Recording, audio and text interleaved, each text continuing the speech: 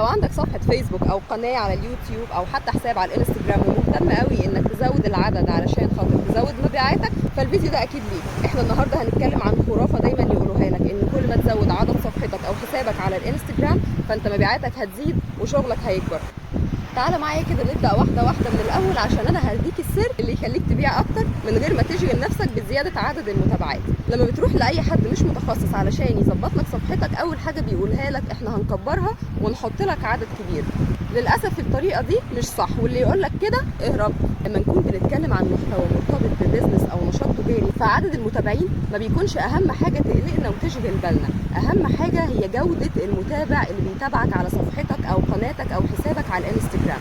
يعني ايه جودته؟ يعني لو انا مستهدفه من الصفحات والحسابات دي ان انا اشهر الشغل بتاعي او البيزنس بتاعي وابيع منتجي من خلالهم، يبقى جوده الجمهور هنا بتتحدد بقد ايه الناس دي عندها استعداد للشراء. وتعالى هديك مثال علشان افهمك اكتر. هنفترض ان انت رحت اتفقت مع حد عمل لك اعلان ممول، مستهدف صح، ميزانيته محطوطه صح، استراتيجيته محطوطه صح، دخل لك 10,000 متابع مهتم بالمنتج بتاعك وعايز فعلا يشتريه، او من الممكن ان احنا نحول ال10,000 دول بعد كده لما يعرف بيه عملاء محتملين. فانت كده اصبح على حسابك او على القناه بتاعتك 10,000 شخص مهتم، وممكن نحول جزء منهم لعملاء محتملين، يعني عملاء ممكن يشتروا المنتج بتاعك. لحد هنا الدنيا ماشيه تمام وما فيهاش اي مشاكل. يجي لك بقى جهبذ الزمان ويقول لك ده انا هدخل لك 100,000 متابع. شوف الناس لما تشوف عندك 100,000 هيعملوا ايه؟ ده انت البيع عندك هيبقى للركب.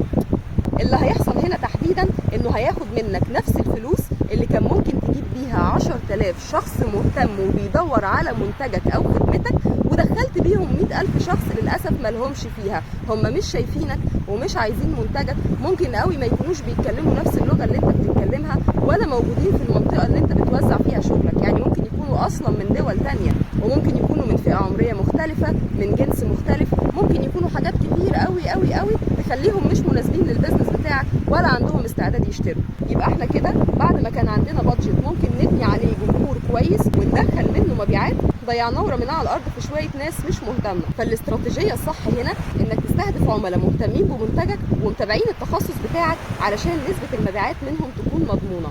انما لو اشتغلنا على جمهور مش مظبوط او جمهور مش مهتم قوي، فبالتالي عمرنا ما هنقدر نحول منه مبيعات وعمرنا ما هنقدر ننتفع منه باي شيء. يعني من الاخر كده مضيعه فلوس وزحمه على الفاضي. مش بس كده، ده في حاجه تانية انا ما بقولهاش الا للحبايب. المنصه نفسها اللي انت شغال عليها سواء كانت فيسبوك، انستجرام او ايا كان، لما هتشوف عندك عدد جمهور كبير ومش مهتم بيك ومش متفاعل معاك، للاسف المنصه هتترجم ان المحتوى بتاعك مش جذاب والجمهور ما بقاش مهتم بيه، وده هينزل الرانك بتاعك جدا، والخوارزميه مش هتعرضك على ناس جديده، ولا البوستات بتاعتك هتعمل اي وصول. يعني من الاخر العدد اللي مش مدروس واللي بيتزود عمال على بطال على الصفحه او الحساب ما بيكونش للاسف في صالحه، لا من حيث الفلوس اللي بتتصرف، ولا من حيث شكل الناس اللي بتتابعنا، ولا من حيث العائد على الاستثمار. علشان كده خليك مع الشخص المتخصص يعمل لك اعلاناتك وشغلك صح، ويدخل لك جمهور جودته عاليه وفرصه تحويل جزء كبير منه لعملاء محتملين موجوده وبنسبه كبيره كمان. لو عجبكم الفيديو ما تنسوش تعملوا سبسكرايب للقناه وتفعلوا الجرس عشان يجيلكم كل جديد. كمان لو بتتابعوني على السوشيال ميديا اعملوا شير ومنشن لكل اصحابكم المهتمين بمجال الماركتنج والفريلانسنج، علشان هننزل فيديوهات كتير قوي قوي الفتره الجايه. اشوفكم، باي.